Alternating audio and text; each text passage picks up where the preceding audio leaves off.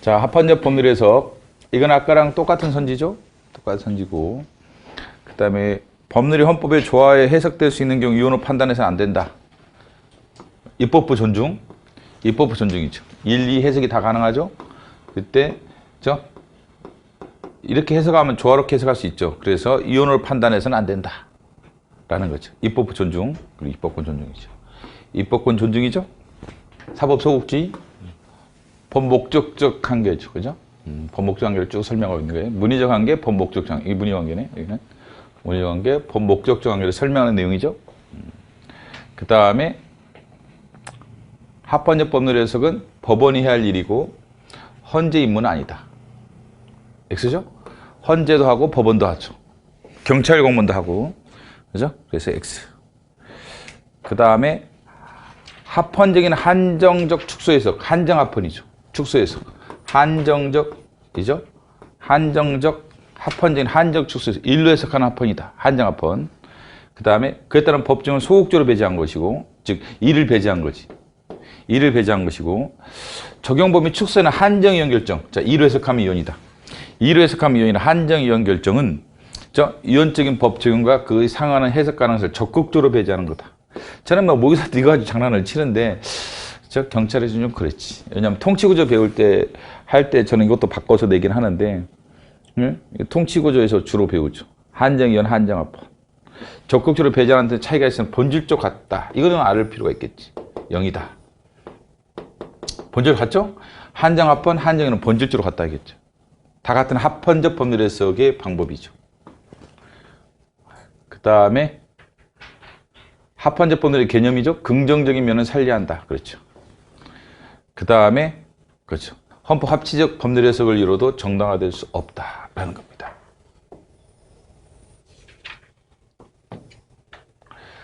자, 조세감면규제법 A라는 법이 있었어요. 조세감면법 있었는데 조세감면법이 있었어요. 부칙은 그러나죠. 과세할 수 있다. 뭐 상장이 안 되거나 이러면 결국 과세할 수 있다는 내용이었어요. 국법은. 근데 이게 전부 개정되죠.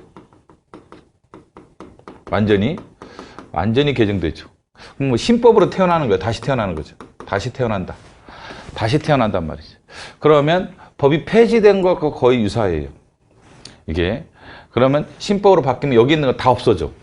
다 없어지고 신법으로 다시 태어나는 거예요. 그러면 얘는 국법의 부칙이라고 하죠. 얘를 국법의 부칙은 뭐로? 전부 개정으로 실효되죠. 효력이 상실되는 거예요. 폐지되는 거니까. 그죠? 실효되는 거란 말이죠. 국법의 부칙은 실효된다. 실효되죠. 그렇죠? 그런데 대법원과 과세관청은, 자, 과세관청, 동작세무서장이랑 동작세무서장이 예를 들면 과세관청, 동작세무서장, 과세관청, 동작세무서장. 자, 과세관청은 이 국법에 따라서 부칙에 따라서 과세했습니다. 과세, 실제 사건에서 과세하고, 대법원은 적법 이렇게 했어요. 대법원은 괜찮아, 잘했어 라고 했습니다. 실효됐는데 잘했어 라고 했단 말이죠. 그래서 대법원한테 물어봤더니 대법원이 뭐라고 하냐면 특별한 사정이 있다라면 실효되지 않는다 라고 했어요. 대법원은. 특별한 사정이 뭐냐 했더니 형평성의 문제래. 그래서 어제까지 이 법에 따라서 부칙에 따라 A법의 부칙에 따라 A라는 법인 삼성전자에 대해서는 과세를 했어. 과세를 했고, 근데 오늘 실효됐어. 그러면 똑같은 사건에서 B법인 LG전자한테는 과세하지 않는다.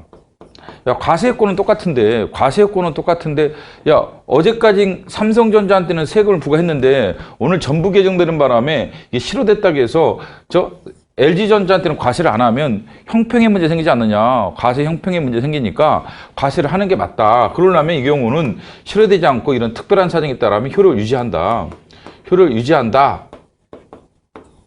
라는 게 대법원 판례였단 말이죠. 이게 대법원 판례였어요. 근데 헌법재판소는 아니다. 실효된 것은 방법이 없다라고 생각하는 거예요. 그래서 이제 지금 뭐에 대한 얘기죠? 법의 실효죠. 이 법률은 조세감면법은 이 법률은 누가 만든 거예요? 국가기관 중에. 국회겠죠, 당연히. 그죠? 국회가 만들었단 말이죠. 그래서 헌법 40조에 따라 입법권이죠. 헌법 40조에 따라 입법권 행사의 결과가 법률이란 말이죠. 국회가 헌법 40조 입법권 행사의 결과가 법률이죠. 그러면 법률의 효력 발생과 효력 상실, 효력 문제, 효력 발생과 효력 소멸, 소멸은 누가 결정할 문제예요? 누가? 입법자 결정 문제란 말이죠. 그렇잖아요? 근데 이것의 효력을 유지시키고 싶으면, 국법의 효력을 유지시키고 싶으면 어떻게 돼요?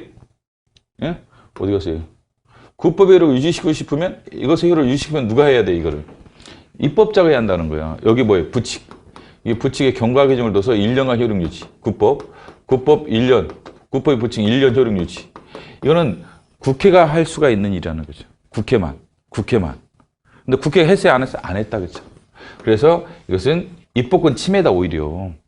그래서 법의 효력 상실 문제는 오로지 입법자가 결정할 문제라면 오로지 입법자가 결정할 문제란 말이죠. 그래서 법의 발생과 효력 소멸이나 효력 유지 문제는 누구의 몫이다? 입법자의 몫이다. 입법자의 몫이지, 과세관청, 행정청, 동작세무서장, 과세관청 몫 아니다. 법원 너희들이 할 일이 아니다. 이렇게 봐요. 그럼에도 불구하고 법의 효력을 유지시켜서 과세처분하는 것, 법의 효력을 유지시켜 과세처분하는 것은 조세법률 위반된다. 헌법 59조. 헌법 59조는 조세법률주의죠. 조세는 법률의 근거를 대한단 말이죠. 야, 근데 법률이 지금 실효됐잖아요? 실효됐는데 과세처분하는 것은 이게 조세법률주의 위반이다. 이렇게 보는 거예요. 위반이다. 라고 보는 거 있죠. 헌법 합치적 해석도 마찬가지다. 그렇죠? 법률을 헌법으로 합치 해석하는 것은 전제가 뭐예요? 법률 효력이 유지되고 있어야지. 그래야지 법률을 해석할 수 있는 거지. 법률이 없는 법률을 가지고 어떻게 법률을 해석하냐. 말도 안 되는 얘기지. 근데 이거는 경과 기준을 두지 않았기 때문에 실효되는 거다. 그래서 효력이 상실된 법을 헌법 합치적 법률 해석을 통해서 죽은 놈을 살릴 수 있느냐? 택도 없다. 죽은 놈 못 살린다. 그래서 헌법 합치적 법률에서 정당화될 수가 없다라는 얘기예요. 없다라고 지금 말하고 있습니다. 자, 다시 읽어보세요. 또 나올 수도 있으니까. 헌법 합치적 법률 해석이 뭘 전제라해요? 유효한 법조항. 법이 살아있을 때 얘기지. 살아있을 때 법률 해석할 수 있는 거 아니에요? 아니야? 당연한 거잖아.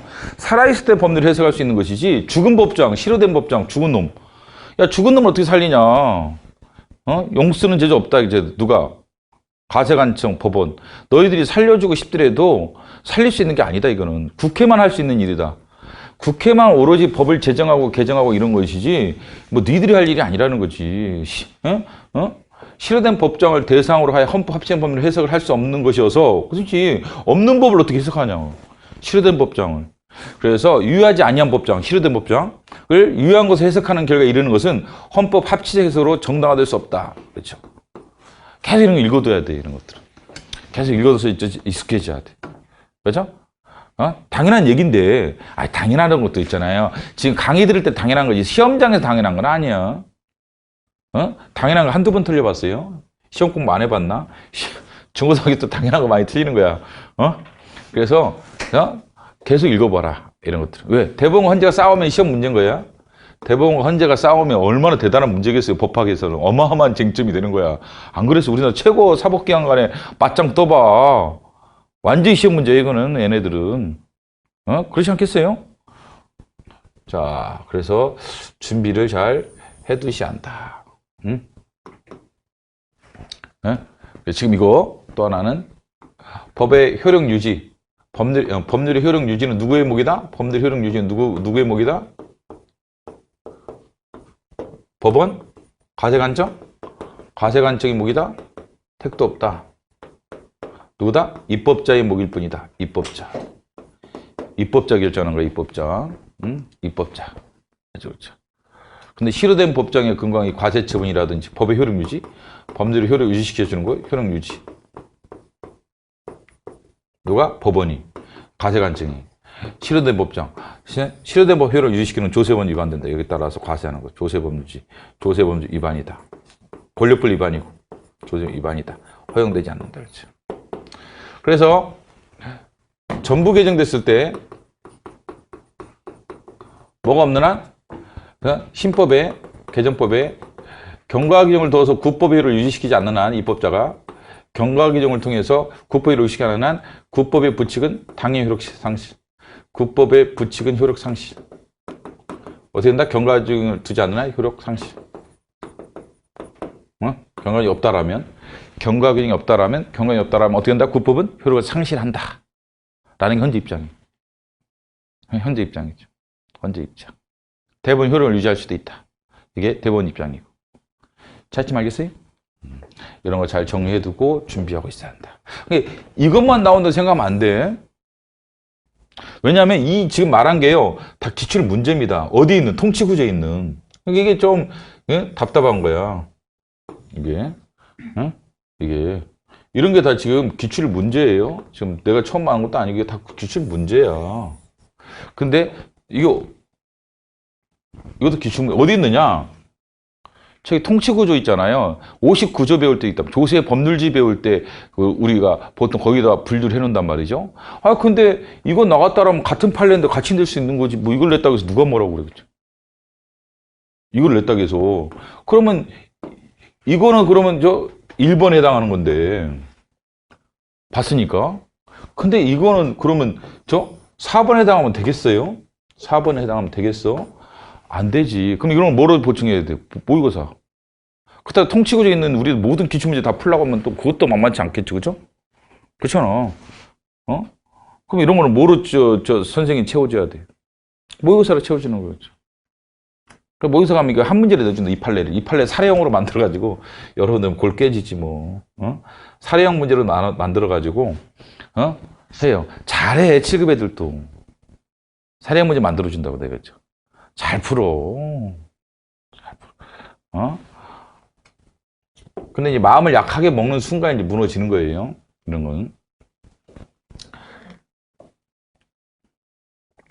한정위원 결정. 한정위원 결정은 기속력을 가질 수가 없다. 그렇죠. 대부분이죠. 헌재는 있다고. 대법원과 헌재 입장 차이죠. 대법원과 헌재 입장 차이. 대법원과 헌재 입장 차이죠.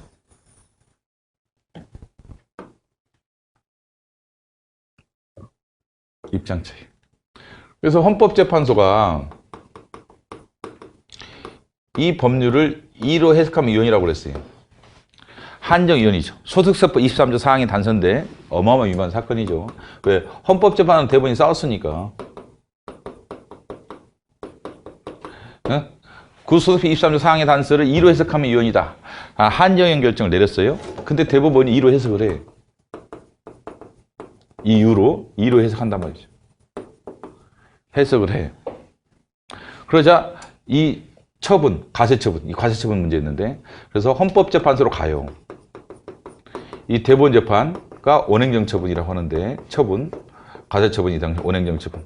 대법원 확정 판결을 통해서 확정된 처분을 가리고 원행정처분이라고 해요.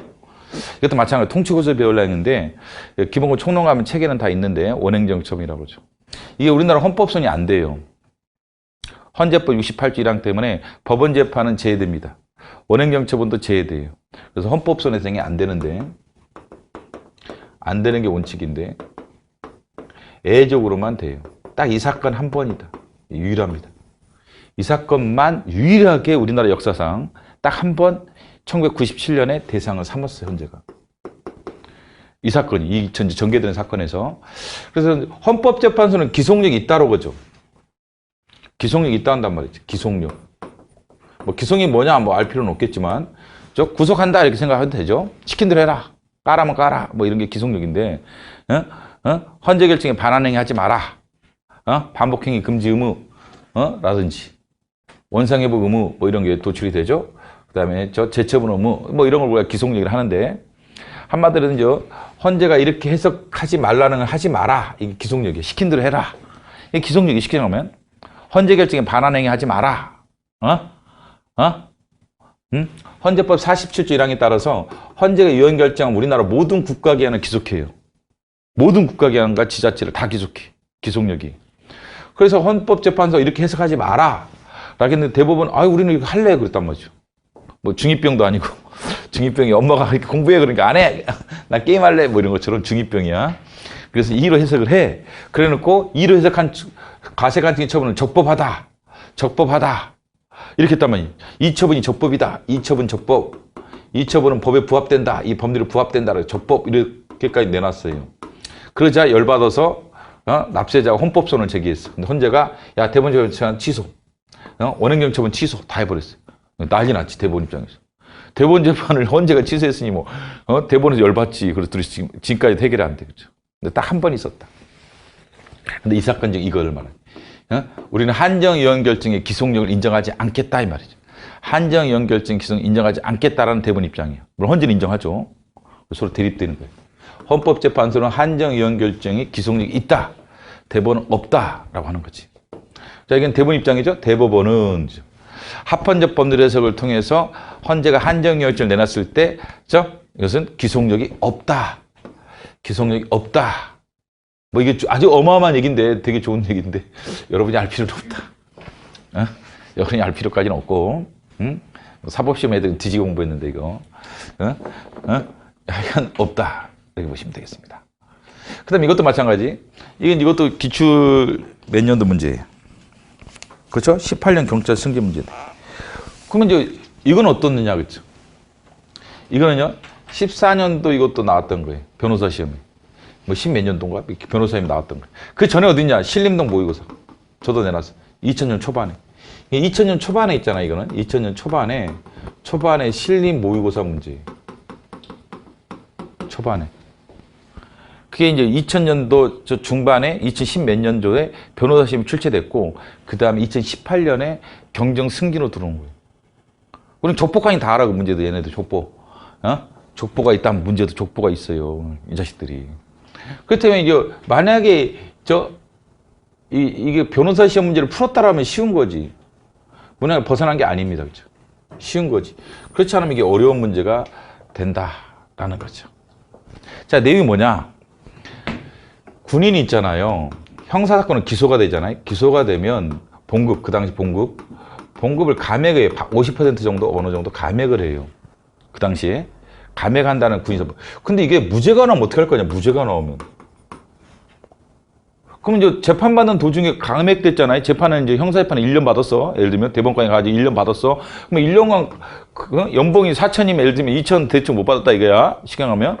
그럼 감액된 걸 어떻게 하느냐? 군인사법에서 그걸 감액된 것을 지급한다 이거야. 당연하지. 지급한다. 이게 이제 군인사법 내용이야. 법정 이 내용이야. 근데 어떤 사건이 발생했냐면 이 군인이 기소됐다가 공소 기각이 나왔어요. 뭐가 안 나오고? 무죄가 안 나오고. 법 문헌은 이렇게 돼 있어. 법 문헌은 무죄라고 돼 있단 말이죠. 법의 문헌은 무죄만 나와 있는 거야. 무죄만. 그런데 이게 무죄가 아니라 공소 기각이 나왔단 말이죠. 그럼 법정 그대로는 이게 지급한다라는 게 이게 가능한 거냐? 그래서 이제 급여를 달라니까 안 줘. 야, 나 공소 기각 나왔으니까 급여 줘라 그랬더니 뭐 군인 연금 공단이라든지 무슨 군인 연금 쪽에서 안 된대. 뭐 국방부 장관이라든지 결정권자 있겠지. 행정청이 안 된대. 거부했을 거란 말이야. 소리를 제기했단 말이죠. 소리를 제기했는데 대법원이 뭐라고 하냐면 항고소송을 제기했겠죠? 항고소송을 제기했었단 말이죠. 급여 지급 청구 소송 제기했더니 안 된대. 그래가지고 왔더니 대법원이 줘라. 그래서 이것을 어떻게 보면 확장해서 간 거예요. 이거를. 예? 이게 무죄를 이렇게 이걸 여기에 포함시키는 거 봐요. 어느 때? 공소 기각이 됐지만 계속 재판했다는 가정하에서는 무죄가 명백할 때. 무죄가 명백할 경우는 이 경우가 있다. 공소 기각인데 무죄가 명백을 안 한 경우도 있겠죠. 계속 재판했으면 유죄가 나올 가능성이 있었다. 두 가지 경우가 있을 거 아니에요? 넓게 보면.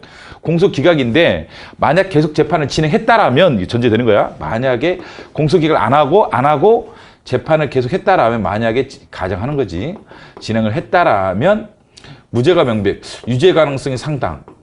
유죄일까 명백한 경우도 있겠지만 가능성이 어느 정도 있는 경우. 두 가지가 있잖아요. 이 두 가지가 있는데 이때나 줄 필요 없지. 이쁜 게 뭐가 있다고 그랬죠. 너 재판 받았으면 너 유죄 날 뻔했어.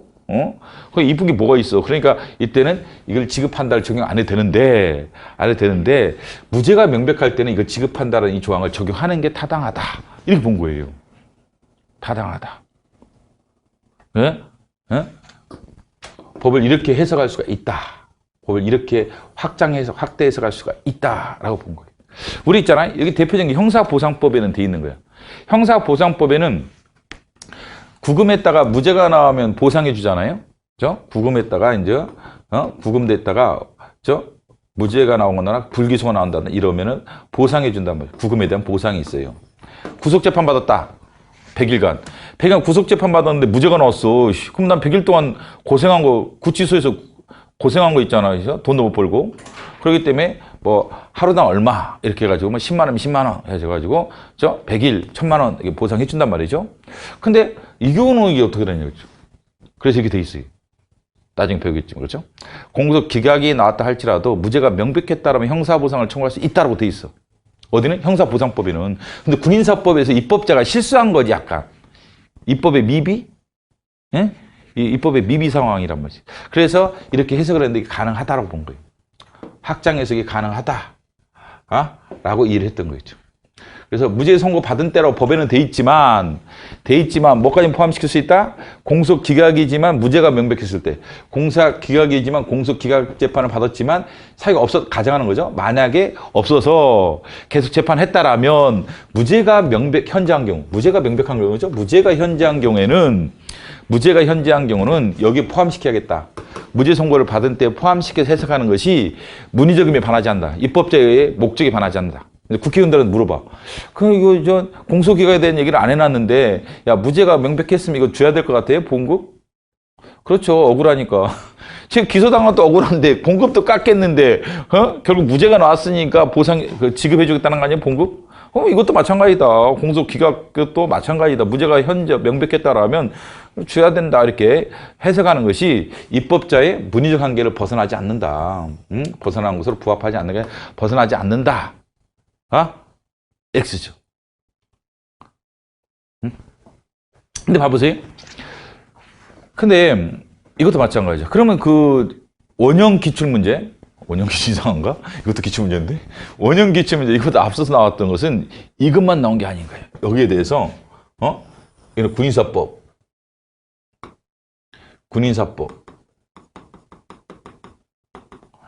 사회보호법의 필요적 보호감호 조항.